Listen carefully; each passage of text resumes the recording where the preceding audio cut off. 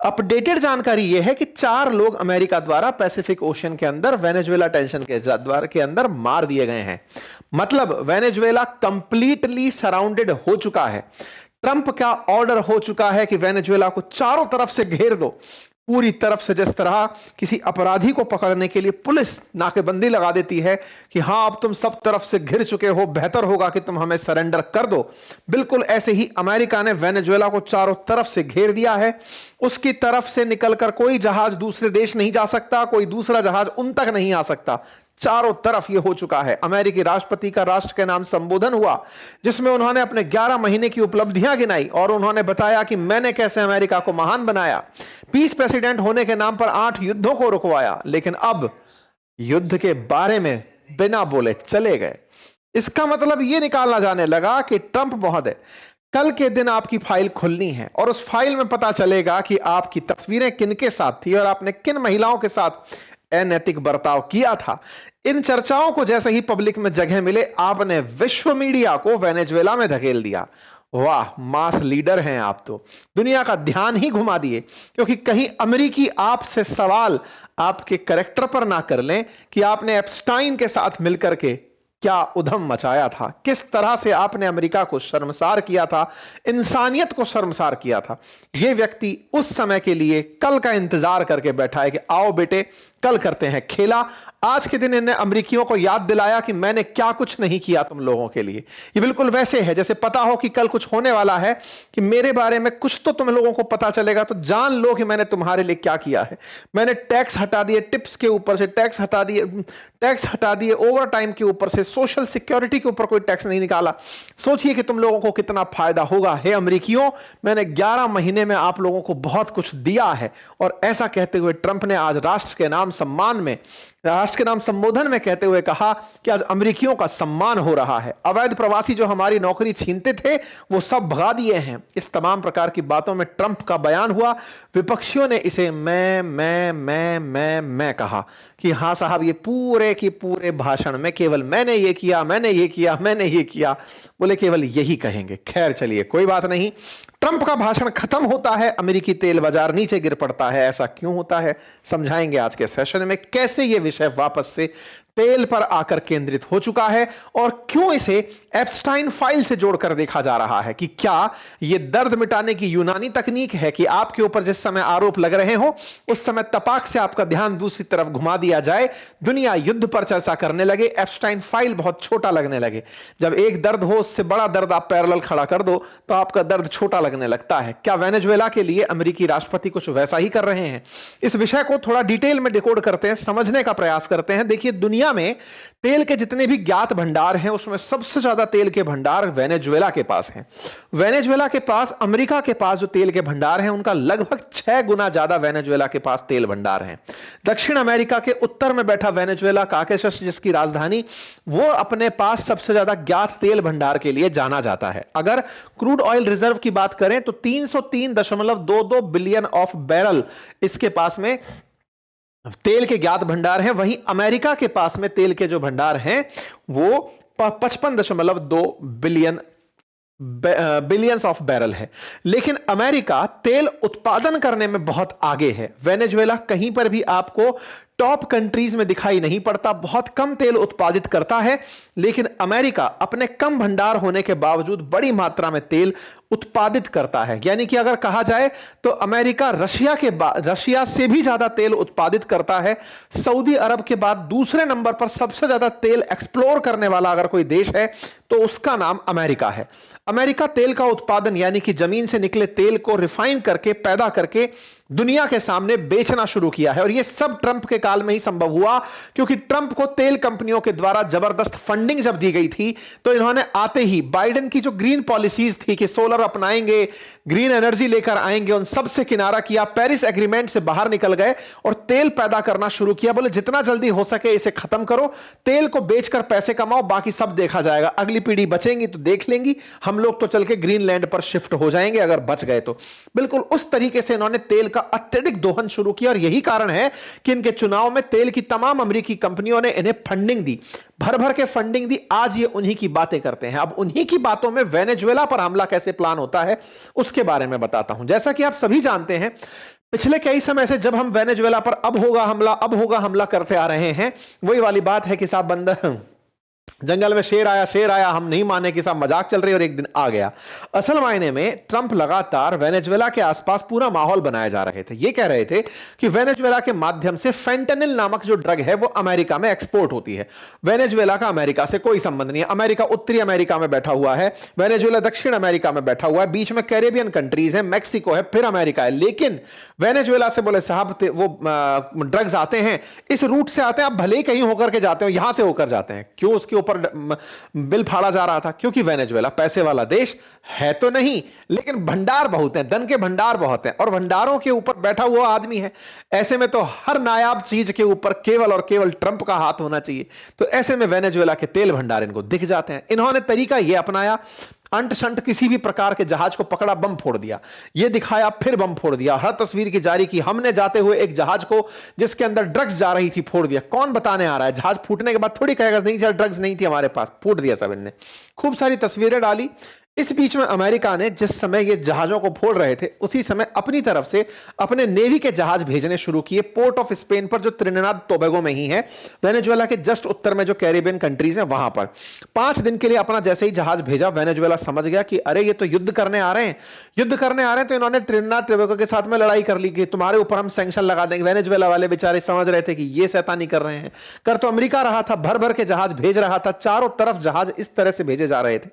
इसी बीच में एक सीन निकल कर आता है, अमेरिकी लुटेरे बन जाते हैं। समुद्री लुटेरे आप लोगों ने सुना होगा, लेकिन यहां पर जो आप देख रहे हैं पायरेट्स ऑफ कैरेबियन की जगह पायरेट्स ऑफ कैरेबियन ही थे, लेकिन इस बार जो कैरेबियन के अंदर पायरेट्स आए थे वो पानी के जहाज से ना आकर के उड़न खटोले से, हेलीकॉप्टर से आए थे। इन लोगों को जो आप देख रहे हैं, आपने हो सकता है फिल्में देखी हो। पायरेट्स ऑफ कैरेबियन का जिक्र मैंने इसीलिए किया। यहां पर जो आप फौज जाती हुई देख रहे हैं, ये अमेरिका की सेना है। और आप जानकर आश्चर्य करेंगे, ये जिस जहाज पर है वो कोई ड्रग्स नहीं ले जा रहा, वो तेल ले जाता हुआ जहाज है। ये कौन है? ये समुद्री लुटेरे हैं। क्या लूट रहे हैं? तेल लूट रहे हैं। किसका? वेनेजुएला का। पानी का जहाज जो तेल लेते हुए जा रहा था, पानी में चलता जहाज, उसको हेलीकॉप्टर से आए अमेरिकी फौज के लोग उतरे, बंधक बनाया, यात्री मतलब जो क्रू था उसको बंधक बनाया और जहाज को अपने साथ लेकर चले गए। भाई साहब, इसको बकायदा एफबीआई के डायरेक्टर काश पटेल ने अपनी बड़ी उपलब्धि बताया कि हमने वेनेजुएला के एक सैंक्शन्ड ऑयल जहाज को पकड़ लिया है। तेल था उसके अंदर। ट्रंप से सवाल पूछा गया कि सर जी, वो कल आपने एक जहाज सीज किया था, उसका क्या हुआ? बोले हम उसको रखेंगे अपने पास में। उसका क्या हुआ? तेल यूज करेंगे। बोले सर उस जहाज को कहां ले जाएंगे बताएंगे? बोले लगाओ तुम भी हेलीकॉप्टर से खोजो उसको, हम कहां ले जा रहे हैं। मतलब ये तो हद है इनका। राह चलते हुए समुद्री लुटेरे बने हुए ट्रंप ने हवाई जहाज से भेजकर अपने कुछ सैनिकों को उस जहाज को कंट्रोल में ले लिया। इसके बाद दुनिया डिकोड करने निकली कि कुछ तो मसला है। ट्रंप का असल उद्देश्य जो है ना, वो असल उद्देश्य ड्रग्स नहीं है, उसका असल उद्देश्य तेल है। ये उस दिन पता चला जिस दिन इन लोगों ने इस तरह से जहाज को रोक करके हमला करके ले लिया। ये बात जब लोगों को पता लगने लगी, कल के दिन फिर ट्रंप खुद बाहर निकल आए और उन्होंने चिल्लाना शुरू कर दिया कि हमने कंप्लीटली सराउंड कर दिया है हिस्ट्री ऑफ साउथ अमेरिका में वेनेजुएला को। It will only get bigger and shock to them will be like nothing they have ever seen before until such time as they return the United States of America all of the oil, land and other assets that they have previously stole from us. वाह साहब वाह, क्या कहा गया है जरा ध्यान से सुनिएगा। अमेरिका की तरफ से धमकाते हुए इन्होंने कहा कि अगर वो हमें हमारे सारे ऑयल को वापस नहीं कर देते तो उन्हें चारों तरफ से घेर कर रखा जाएगा। खोपड़ी खुजाल रहे हैं मादुरो, सोच रहे हैं कि यार हमने इनका क्या लूट लिया जो हमसे वापस मांग रहे हैं। जैसे वेनेजुएला खोपड़ी खुजाल रहा है, मैंने अमेरिका से तेल कब लूट लिया? अमेरिका से लूटी हुई जमीन, हमारे जब तक असेट्स वापस नहीं लौटा देते हम आपके साथ यही करेंगे। दिमाग खोपड़ा खराब। ये क्या हो रहा है? The illegitimate Maduro regime is using oil from these stolen oil field to finance themselves, drug terrorism, ये तमाम बातें भाई साहब ये आदमी बोलता चला गया। Murder, kidnapping for the theft of asset, कुल मिलाकर के इनका ध्यान आ गया तेल के ऊपर। साहब चलिए साहब, तेल के ऊपर बात आई गई है तो बात कर ही लेते हैं। अमेरिकी राष्ट्रपति ने तेल तेल तेल तेल सब जगह चिल्लाना शुरू कर दिया। सवाल बड़े बनने लगे कि भाई साहब ये बात तो आप ड्रग्स से शुरू किए थे, अब तेल मांगने कहां से निकल पड़े। बोले हमने तेल टैंकरों पर नाकेबंदी लगा दी है, जब तक हमारा तेल वापस नहीं लौटा देते हम इनके हालात यही रखेंगे। दुनिया वाले कह रहे हैं सर जी भूल गए, कंसेप्चुअली आप लोग कह रहे थे ड्रग्स के ऊपर, अचानक तेल पर शिफ्ट कैसे हो। बोले हमें नहीं पता है, हमें नहीं पता है, हम तेल के ऊपर लड़ाई कर रहे हैं और हमारी जमीन हम चाहते हैं, हमारे ऑयल राइट्स हम चाहते हैं। इनका यह बयान आने लगा, लोग परेशान होने लगे कि यार पहले तो कोई यह बताए कि वेनेजुएला क्या हमने इतिहास में छोड़ दिया क्या, हमें पता नहीं था क्या कि अमेरिका के ऊपर कभी वेनेजुएला राज करता था। लोगों ने दिमाग दौड़ाया, नहीं ऐसा तो नहीं था। ट्रंप कह रहे हैं कि इनका तेल छीन लिया, ऐसा तो कभी किया नहीं।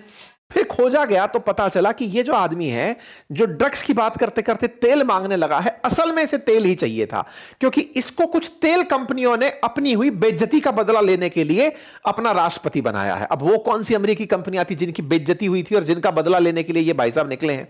We want it back, they took our oil, ये सब पूछा जा रहा है। ड्रग ट्रैफिकिंग से जो आदमी तेल पर निकल गया, इसको तलाशना शुरू हुआ कि वेनेजुएला तो एक संप्रभु राष्ट्र है, उसने कब किसका तेल लूट लिया, कहानी क्या आई। तो अब उसकी गहराई में चलना शुरू हुआ। क्या हुआ साहब, हुआ क्या ना कि वेनेजुएला के पास में बहुत सारा तेल था, कच्चे तेल रिजर्व्स थे, सब कुछ था। और उसके पास जो तेल रिजर्व्स थे ना, उन तेल रिजर्व्स को निकालने के लिए अमेरिकियों ने कंपनीज भेजी थी वेनेजुएला में कि भाई तुम जाओ और वहां जाकर तेल निकालो। देखो ये सबके साथ किया है, ब्रिटेन ने, अमेरिका ने, जैसे अमेरिका के द्वारा इराक के अंदर, ब्रिटेन के द्वारा सऊदी के अंदर, ईरान के अंदर, इन लोगों की बड़ी बड़ी जो तेल कंपनियां थी ना, यही गल्फ कंट्रीज में जाकर के तेल निकाला करती थी और उनके कुओं पर बैठ करके उन्हें सपने दिखा करके बढ़िया पैसे कमाती थी। पूरा दुबई, सऊदी, ये सब ब्रिटेन कंपनियों ने, ब्रिटिश कंपनियों के द्वारा, अमेरिकी कंपनियों के द्वारा विकसित किया गया था अपने तेल की सहूलियत के लिए। ऐसे ही वेनेजुएला में जब तेल के भंडार पता चले तो अमेरिकी कंपनियां थी जो तेल निकालने पहुंची थी, लेकिन वहां के लोगों को समझ में आने लगा कि तेल हमारा, ये एक कंपनी लगाते हैं, मशीन लगाते हैं, रिफाइनरी लगाते हैं, माल पूरा पूरा ले जाते हैं, हमें केवल ये कह के कि देखो तुम्हारे तो गड्ढों में पड़ा था, हमने निकाला इसलिए हमारा है। बोले ये नहीं चलेगा। वेनेजुएला के अंदर इन कंपनियों के खिलाफ प्रदर्शन होते हैं। राष्ट्रपति आते हैं कार्लोस आंद्रोस परेज, वो तेल के उद्योग का राष्ट्रीयकरण कर देते हैं। बोले जितनी भी फैक्ट्रियां हैं अब ये सरकार की होंगी, प्राइवेट फैक्ट्रियां बंद, विदेशी तेल कंपनियों को हमारे यहां से जाना होगा और पूरा पूरा जो पेट्रोलियम डे वेनेजुएला नाम की कंपनी बनाई जाएगी उसके अधीन चला जाएगा। इन्होंने राष्ट्रीयकरण कर दिया, कोई प्राइवेट कंपनी सर्वाइव नहीं करेगी, वेनेजुएला में सब सरकारी होगा। ऐसा करते समय अमेरिकी कंपनियों को बड़ा दुख हुआ कि यार ये क्या हो गया। बोले एक बात बताओ बेटा, तुमने जितना इन्वेस्टमेंट किया है ना यहां पे, ये पकड़ो पैसा, लेकर के फरार हो जाओ यहां से। भाई साहब बेइज्जती करके अमेरिकी कंपनियों को वेनेजुएला से निकाल दिया गया। फिर आते हैं 2007 में ह्यूगो चावेज।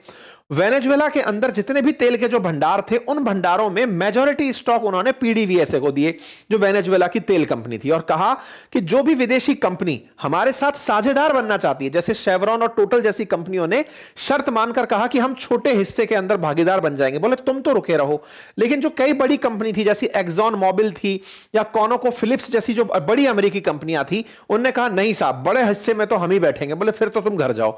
ऐसे में इन कंपनियों को, एक्सॉन मोबाइल जैसी कंपनियों को बाहर भगा दिया गया।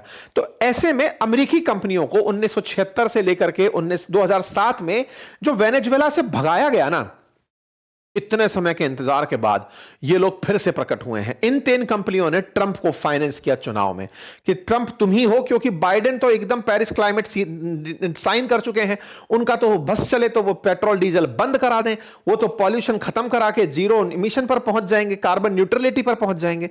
आप ही हो जो तेल बिकवाओगे, तेल को दुनिया में बिकवाओगे, पर्यावरण गया भाड़ में, आप तेल बिकवाओ सर। और तेल बिकवाने के नाम पर हम ना केवल आपको पैसा देंगे चुनाव लड़ने का, आप जाइए और जाकर के हमारा तेल वहां से भी छुड़वा के लाइए जो हम छोड़कर आ गए थे। कहां पर? वेनेजुएला में। कौन सा तेल छोड़कर आ गए थे, समझ में आ गया। इस बात पर फिर सवाल उठे इनकी संसद में। संसद में सवाल उठे कि भाई ट्रंप युद्ध का अनाउंसमेंट कर कैसे सकते हैं जब तक संसद परमिशन ना दे, ये ट्रंप को रोका जाए। संसद ने आज मना कर दिया, हम नहीं रोकेंगे ट्रंप को, अगर ट्रंप जाते हैं तो जाकर के मतलब वहां पर वो कर लें। इंटरेस्टिंग पार्ट क्या हुआ कि जो ट्रंप का कार्यालय, जिसे व्हाइट हाउस कहते हैं, उसकी ही एक कैंडिडेट है जिनका नाम है सूसी विल्स, उन्होंने पब्लिक में आकर के कह दिया कि ट्रंप का असली प्रयास तो वेनेजुएला में मादुरो सरकार को गिराना है। उनको हटाना है, तख्ता पलट करवाना है, ताकि वहां पर अमेरिकी समर्थक सरकारें बने। तो वेनेजुएला का जो ये सीक्रेट ऑपरेशन था, ये पब्लिक में बाहर आ गया, लेकिन ट्रंप को इससे कोई फर्क नहीं पड़ा। बोले आ गया तो आ गया, यही चाहता हूं मैं तो, मादुरो हटे, अमेरिका के पक्ष में फैसले लिए जाएं और वेनेजुएला में सत्ता परिवर्तन हो। भाई साहब, इस काम के लिए इन्होंने भर भर के यहां पर अपने जेट्स वेट्स सब भेज दिए। यूएस ने fighter jets gulf of Venezuela में नपा दिए। आप जहाजों की संख्या देख सकते हैं, यहां पर फिरकी मारते हुए F-18 देख सकते हैं। यूएसएस ग्रेवली, यूएसएस जैसन डनहम, यूएसएन सैमसन नाम के 3 Aegis guided missile destroyer warship बिल्कुल तट पर तैनात कर दिए हैं। जैसन डनहम, सैमसन, तमाम जो जहाज यहां से मतलब डेस्ट्रॉयर पानी में खड़े हुए जो वेनेजुएला पर निशाना कर सकते हैं, वो यहां पर पहुंचा दिए गए। और तो और, ट्रंप ने वेनेजुएला पर हमला करने से पहले जो सैनिक जाकर युद्ध लड़ेगा उसको भाई साहब वो भी अनाउंस कर दिया, बोनस भी अनाउंस कर दिया $1776 का, इंडियन करेंसी में अराउंड 1.5 से 2 लाख रुपए का, कि ये बोनस है, जाओ तुम युद्ध लड़ो। इस पर फौजी पुराने वाले कह रहे हैं आज से पहले तो कभी अमेरिका ने बोनस नहीं दिया, ट्रंप युद्ध से पहले बोनस दे रहे हैं। मतलब कुल प्रकार से अमेरिका के अंदर माहौल यह है कि वेनेजुएला पर हमला करने के लिए फौज जाएगी और उस फौज को रोकने के लिए अब कोई नहीं आएगा। इवन संसद तक ने इस पर इंकार कर दिया कि हम ट्रंप को नहीं रोकेंगे। कुल मिलाकर के ट्रंप का आज सुबह जो होने वाला अनाउंसमेंट था, उसमें तो यह कयास लगाए जा रहे थे कि वो राष्ट्र के नाम संबोधन में यह बोलेंगे कि मैं वेनेजुएला पर हमला करने जा रहा हूं। इसके चलते तेल के भाव बढ़ने लगे, क्योंकि तेल आसानी से उपलब्ध नहीं होगा। लेकिन जैसे ही उन्होंने अनाउंसमेंट में नाम नहीं लिया तेल उसका, वेनेजुएला का, तो फिर से भाव नीचे आए। मतलब कुल मिलाकर दुनिया इंतजार कर रही है कि बस ये बोले और वस्तुएं महंगी हों। बिल्कुल जो इराक में इन्होंने पहले कहा था कि इनके पास मास डिस्ट्रक्शन के हथियार हैं सद्दाम हुसैन के पास, लेकिन मिला कुछ नहीं, वैसे ही वेनेजुएला को ड्रग कह करके इन्होंने कहा कि इनके ऊपर ड्रग्स, इनकी ड्रग्स बेचते हैं, वास्तविकता में इन्हें ऑयल लेना है। ये तो अब ये खुले टाइम बोल ही चुके हैं कि हमें ऑयल की आवश्यकता है। इसके चलते अब सवाल यह है कि वेनेजुएला इनसे निपटने के लिए क्या कर रहा है। देखिए, वेनेजुएला में बहुत जबरदस्त महंगाई है, पिछड़ चुका राष्ट्र है। अब उसके पास एक ही उम्मीद बची है और वो है मिस्टर पुतिन, कि वो उनकी रक्षा कर लें। ऐसा क्यों? क्योंकि इनके तास के अकॉर्डिंग, रशियन मीडिया की खबर के अकॉर्डिंग, दिसंबर 11 के दिन रूसी राष्ट्रपति पुतिन और यहां के मादुरो के बीच में टेलीफोनिक वार्ता हुई और यह अश्योर किया गया कि अगर तुम्हारे ऊपर हमला होता है तो रूस तुम्हारे साथ खड़ा है। अब देखना होगा कि रूस खुद का युद्ध यूक्रेन से लड़ेगा कि मादुरो को बचाने के लिए आगे आएगा। यह बड़ा इंटरेस्टिंग होगा देखना। मैं जिस कारण से आपको कल की डेट दे रहा हूं वो ये, पूरी अमेरिका छोड़ो वर्ल्ड इस समय कल के एप्स्टाइन फाइल के रिलीज होने पर, जिसमें कि लगभग 95,000 फोटोज के बाहर आने की चर्चा की जा रही है, उसमें ऐसा क्या होता है, कहीं उस फाइल के माहौल को दबाने के लिए, जिसमें ना जाने कितने बड़े उद्योगपति, कितने सारे लोग, अमेरिकी पूर्व राष्ट्रपति, वर्तमान राष्ट्रपति, इन सब के राज खुल सकते हैं, उस फाइल को से लोगों का ध्यान हटाने के लिए ट्रंप कल सुबह हो सकता है कि वेनेजुएला के ऊपर हमले की वो दे दें, इजाजत दे दें। इधर हमला होगा और एप्स्टीन फाइल का पूरा माहौल अमेरिका में गायब हो जाएगा, क्योंकि सुर्खी फिर वेनेजुएला छाने लगेगी। एक सबसे गुजारिश रहेगी साहब, और गुजारिश यह है कि आप सभी हमारे सम्माननीय परिवारजनों से रिक्वेस्ट है कि चैनल को साहब थोड़ा सा समय निकाल के सब्सक्राइब कर लीजिए। सब्सक्राइब करने में कोई खर्चा नहीं आता, वीडियो के नीचे एक सब्सक्राइब का बटन आता है, बस उसे दबा दीजिए। इससे हमारा उत्साह बढ़ता है, मोटिवेशन बढ़ता है। दूसरा, आपने ऑलरेडी सब्सक्राइब किया हुआ है, दोबारा मत दबा दीजिएगा उसे, अदरवाइज अनसब्सक्राइब हो जाता है। आप वीडियो को लाइक कर दें, औरों से सब्सक्राइब कराएं। परिवार के सदस्य की भूमिका में औरों को साथ जोड़ करके साथ चलें, हमें बेहतर लगेगा कि आप हमारे साथ हैं।